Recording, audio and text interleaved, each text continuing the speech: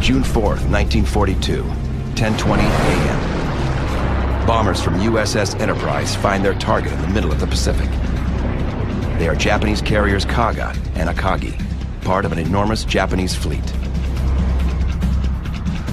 Japanese Zero fighters have been distracted with earlier assaults.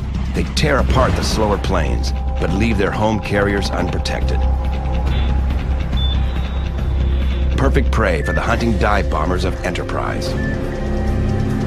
26-year-old Dusty Cleese spots his target, carrier Kaga. Everything was ideal. We were up to about like 20,000 feet, and they were coming towards us. Cleese begins his dive, but all 32 bombers in the squadron plunge at exactly the same time, nearly causing mid-air collisions. To make matters worse, some dive too steeply.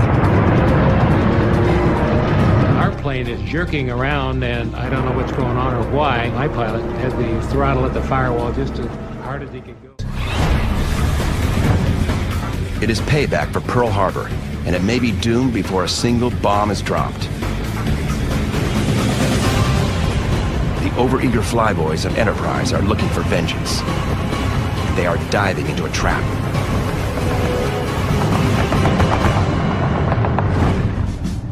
Flashback. The battle called Midway had actually begun 24 hours before.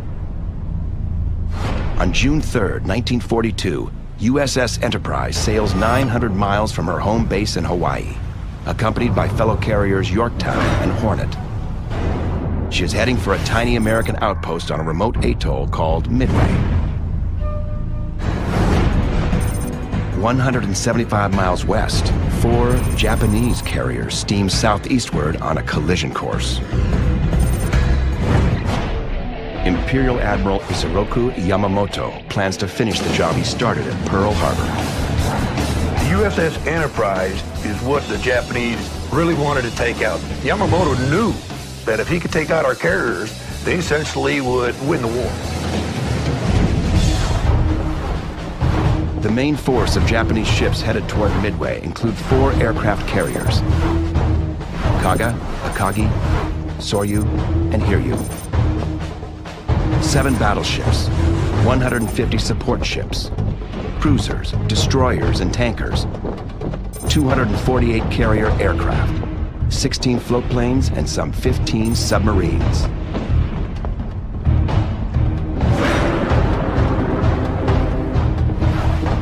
The American Armada is substantially smaller.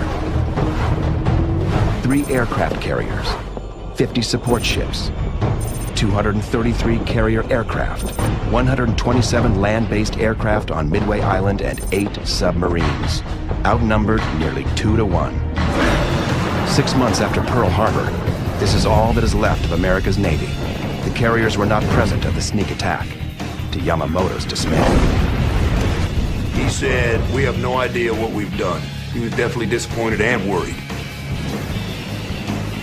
One carrier, Lexington, has already been sunk a month ago. And now, Admiral Yamamoto plans to lure the rest of them into a trap. He'll target Midway Island. Midway is close enough to Hawaii that it will be seen as a threat to the security of Oahu and Pearl Harbor, and yet it's far enough away that American air power in the Hawaiian Islands can't really make its presence felt during the forthcoming battle. The Japanese Code. The U.S. Navy has worked round the clock to crack the Imperial Navy's code. AF is Midway Island. Admiral Nimitz has evened up the odds. The Japanese Navy is arriving in full force. But the Americans will be waiting. For the U.S., it is a true 360-degree battle. Target, Midway Island. Objective, protect the American base and inflict as much damage as possible on the superior Japanese fleet. Strategy, ambush with air, sea, and sub attacks. Nimitz knows that the Japanese will approach Midway from the northwest. So he sends his aircraft carriers, Enterprise, Hornet, and Yorktown, to a staging point 200 miles northeast of the island. When the Japanese carriers come within range, American bombers will attack. And all signs point to the 4th of June as the day the enemy ships will reach the battle zone. Dawn, June 4th, 1942. It's clear and quiet as USS Enterprise floats near the exact center of the Pacific. Scout planes search for the enemy carriers, but they are too late. Japanese bombers, Kates and Vals, get the first hit at Midway. A force of 109 Japanese aircraft appear over the atoll. They tear into the American base, exploding hangars and cratering runways. It is like Pearl Harbor all over again.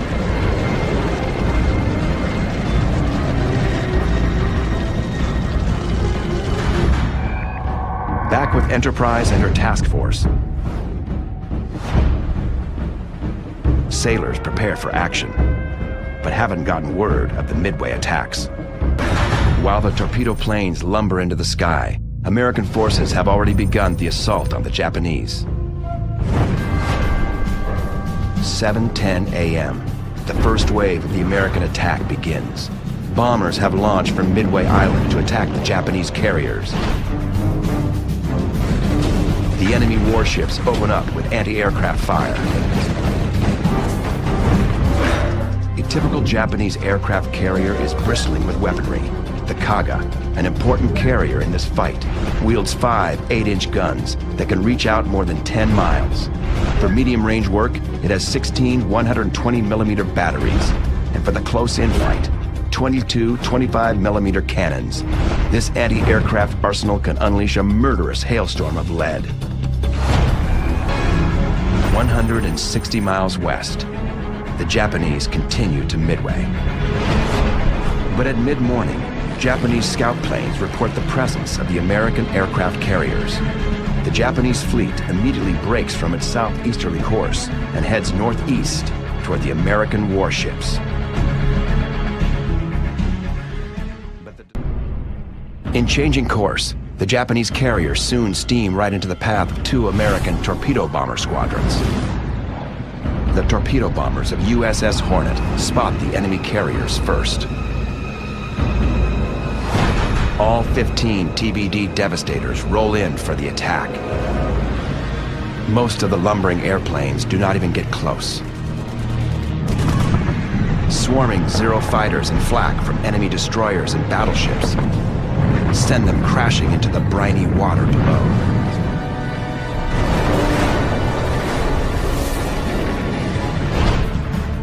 A singleton 20 minutes when the torpedo bombers of USS Enterprise reach the battle area. As they drop close to the water to begin their attack, they too slam into ferocious anti-aircraft fire and attacks from Zero fighters.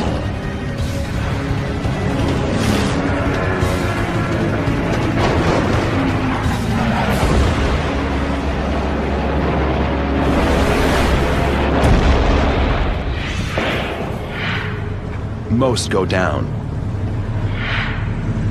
But 4 Enterprise torpedo bombers manage to escape the deadly barrage and will eventually make it back to the ship. But at this point in the battle, Dusty Cleese has more things to worry about. Dusty is part of a dive bomber group well behind the torpedo planes. Heading up Dusty's air group is Lieutenant Commander Wade McCluskey. He normally flies a fighter, not a bomber, and he's leading this group like a bat out of hell. He was a fighter pilot. His whole idea was, you know, it's the one that hits first is the one that's going to win. So we were going at 190 knots. Dauntless dive bombers usually fly at 160 knots. At 190 knots, they may run out of fuel before they can return. McCluskey changes course and tails the Arashi. If the Enterprise flyers can keep from running out of gas, they may hit pay dirt. The Yorktown torpedo bombers score no hits. Most are shot down before they ever get close enough to drop their torpedoes. The score: the Japanese have shot down 25 planes, Americans, none. But the Yorktown's disastrous attack inadvertently brings a lucky turn of events for the Americans. The Japanese fighters were focusing on an incoming torpedo plane attack from VT-3, Yorktown's torpedo squadron, and were forgetting to look around them to see if there were additional attacks coming in. The Zeros have temporarily left the Japanese carriers without air cover. And at just that point, Wade McCluskey and his Enterprise dive bombers appear on the horizon, like the cavalry riding to the attack. McCluskey has followed the Japanese destroyer Arashi directly to the big prize, the Japanese carrier fleet. This is the moment bomber pilot Dusty Cleese recognizes his target, the Kaga. I could see these two great big ships, you know, that were closest to us, and then a smaller one that was farthest away. The two ones closest had to be the Akagi and the Kaga. Lieutenant Commander McCluskey immediately orders an attack, giving instructions for the air group to split in two, with one squadron attacking the Kaga and the other attacking the Akagi.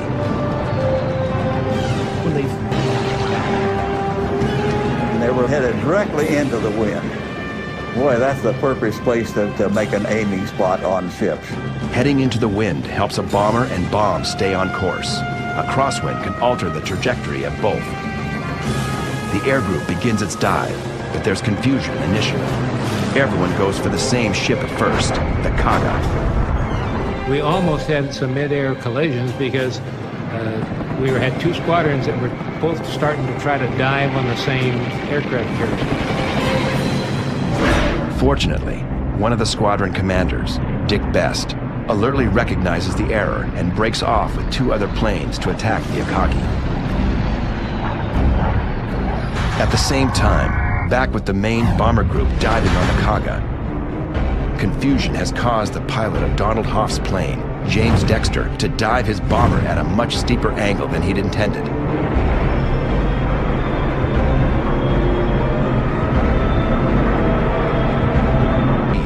When his ammunition belts begin to fall out of the plane, Hoff's pilot drops his bombs and pulls up steeply, bringing the ammo belts back into the plane. Unfortunately, the pilot's bomb has missed. Altitude to a drop point, and in that period of time, there'd be 3 or 4 planes in the same dive, and so you could see the dives ahead, and you could see the bombs where they were falling. And normally, you drop at 1,500 feet, and I think everybody went right down to 1,500 feet.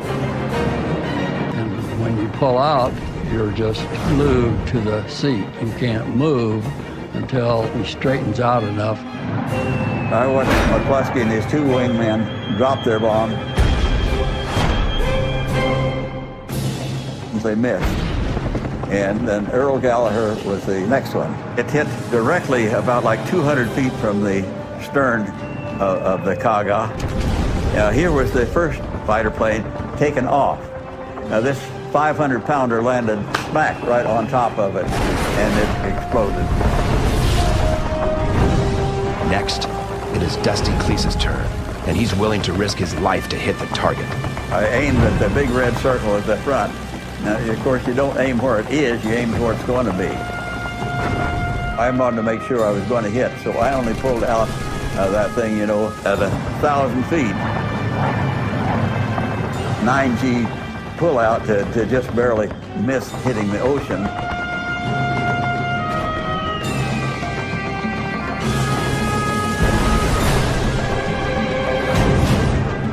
It hit just the rear rim of that big red circle.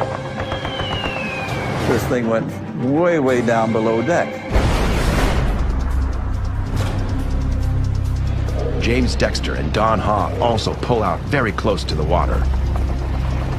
I was looking right at the side of the ship, and of course there were other planes that had hit with bombs and with explosions, and there was smoke and fire. At about that time, he made a real sharp turn to his left. Dexter has pulled the sharp left to avoid a Japanese cruiser up ahead. But they're trying to make it a very difficult target for that cruiser to hit them.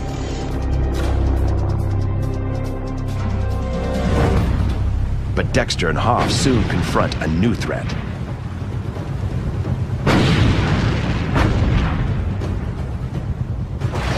suddenly in front of us are these big columns of water that are exploding, coming up in front of us.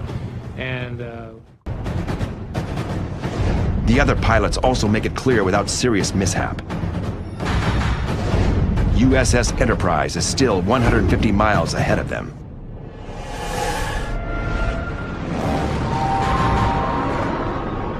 Now the question was, do we have enough gas to get back to the ship? The victors have hit hard, but they may not survive the return. And there's one more Japanese carrier still out there, preparing for an attack.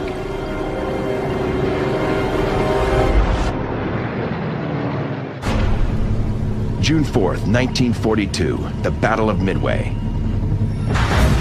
Enterprise's first attack on the Japanese fleet is breathtaking.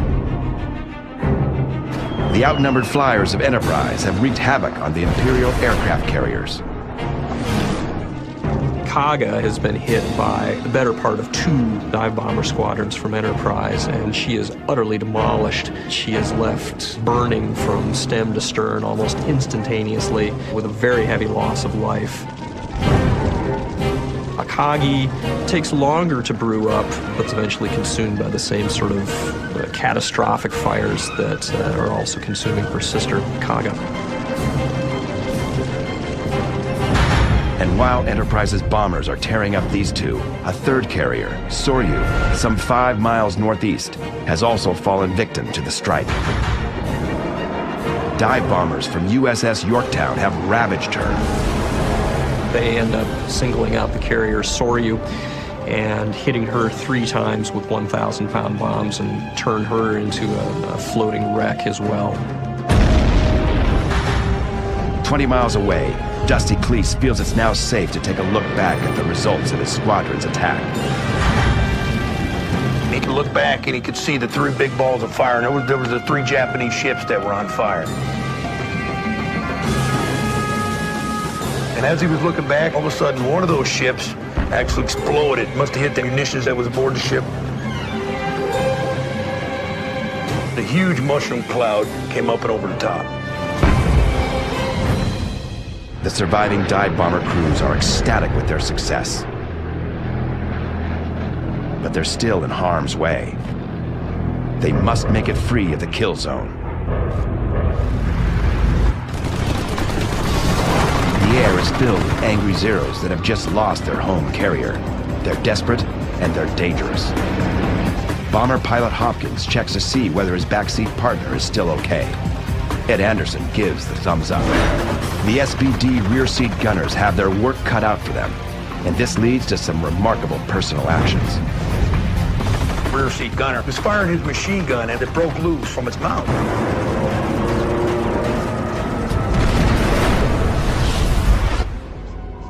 But no extraordinary physical effort can save rear seat gunner Bruno Gaido and his pilot Frank O'Flaherty. This aircrew will pay a high price for the morning's accomplishments. As the buzzing Japanese Zeros counterattack ferociously, bullets from the guns of the Zeros perforate the fuel tanks on O'Flaherty and Gaido's plane. Fuel leakage eventually causes the duo to ditch in the ocean. They survive the crash, but they're discovered by the Japanese and fished from the water by an enemy warship. The Japanese crew isn't happy about the loss of 3 of the Imperial Navy's aircraft carriers. Now there's only one Japanese carrier left, the Hiryu. Hiryu remains untouched by the morning's attack from Yorktown torpedo bombers, and now she wants revenge. Now, a Japanese scout plane has just informed Hiryu of the whereabouts of USS Enterprise and her sister warships.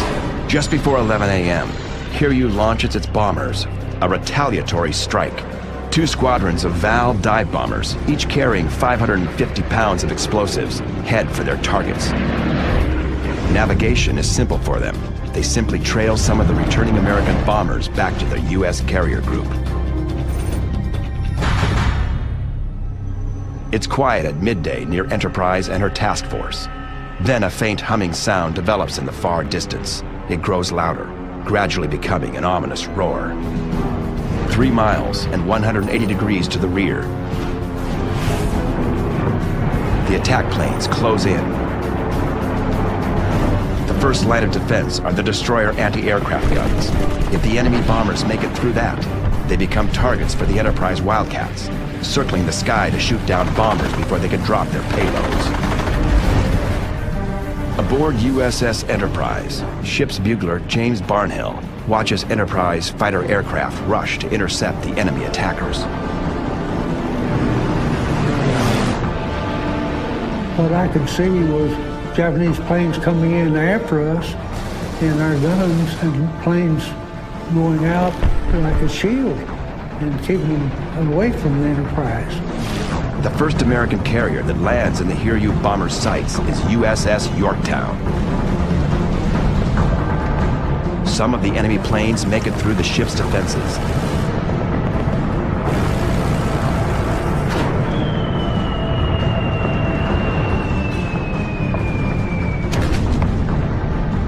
And 3 bombs make direct hits on Yorktown's flight deck.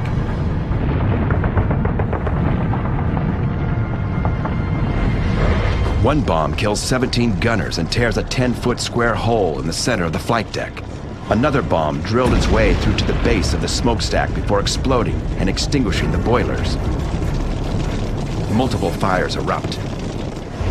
American carrier flight decks in World War II have a top layer of wooden planks.